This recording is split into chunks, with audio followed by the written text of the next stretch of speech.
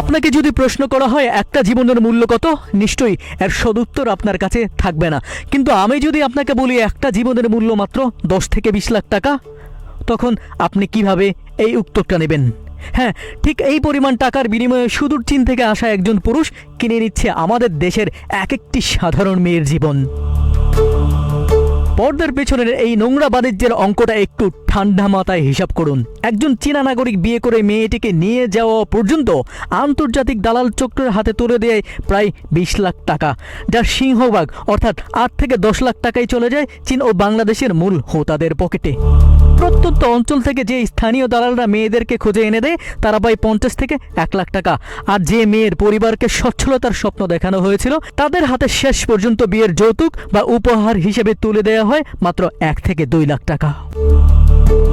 ভাবুন একবার, মাত্র কয়েক লাখ টাকার এই আন্তর্জাতিক লোভে পড়ে কিভাবে আমাদের চোখের সামনে বিয়ের লাল বেনারসির আড়ালে বিক্রি হয়ে যাচ্ছে এক একটি তাজা প্রাণ। আজ আমরা উন্মোচন করব এই 20 লাখ টাকার মরণ ফাঁদের ভেতরের অন্ধকার সত্য। এই চক্রগুলো অন্তত সুপরিকল্পিতভাবে কাজ করে। প্রথমত তারা টার্গেট করে দারিদ্র, নিম্নবিত্ত, মধ্যবিত্ত পরিবারের তরুণ তরুণী ও কিশোরীদের। ঢাকার কিছু ভুয়া ম্যারেজ ব্যুরো আর ভুয়া কোর্ট ম্যারেজের ভুয়া কাবিননামার মাধ্যমে তড়িঘড়ি করে এই বিষয়গুলো সম্পন্ন করা হয়।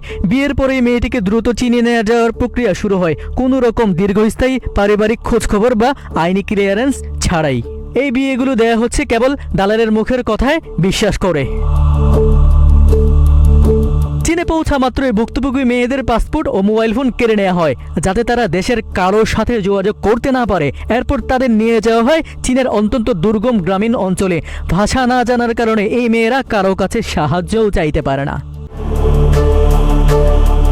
যেখানে তাদের বিয়ে করা বউ হিসেবে নয় বরং সন্তান জন্মদানের যন্ত্র হিসেবে ব্যবহার করা হয়। তাদের ইচ্ছার বিরুদ্ধে চালানো হয় পাশবিক নির্যাতন। এছাড়া ঘরের সব কঠিন কাজ ও খামারের কঠোর পরিশ্রম করতে বাধ্য করা হয় কোনো পারিশ্রমিক ছাড়াই। এটা কেবল বাংলাদেশি সীমাবদ্ধ নয়, কম্বোডিয়ান দালালরা এক একজন মেয়েকে চীনে পাঠানোর জন্য 10 থেকে 20 হাজার ডলার হাতিয়ে নেয়। ভিয়েতনামে পাহাড়ে অঞ্চলের দারিদ্র মেয়েদের প্রেমের ফাঁদে ফেলে সীমান্ত পার করে চীনে বিক্রি করে দেওয়া হচ্ছে। লাওসের অল্প শিক্ষিত মেয়েদের চড়া বেতনের চাকরি দেখিয়ে নিয়ে যাওয়া হচ্ছে চীনের প্রত্যন্ত অঞ্চল, বয়স্ক ও প্রতিবন্ধী পুরুষের কাছে।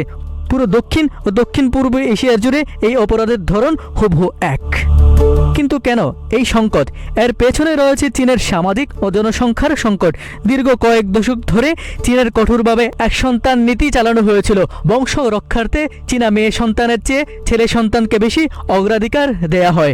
এর ফলে চীনে ছেলে ও মেয়ের সংখ্যার মধ্যে এক বিশাল বৈষম্য তৈরি হয়েছে। বর্তমানে চীনে কোটি কোটি পুরুষের জন্য কোনো কনে খুঁজে পাওয়া যাচ্ছে না।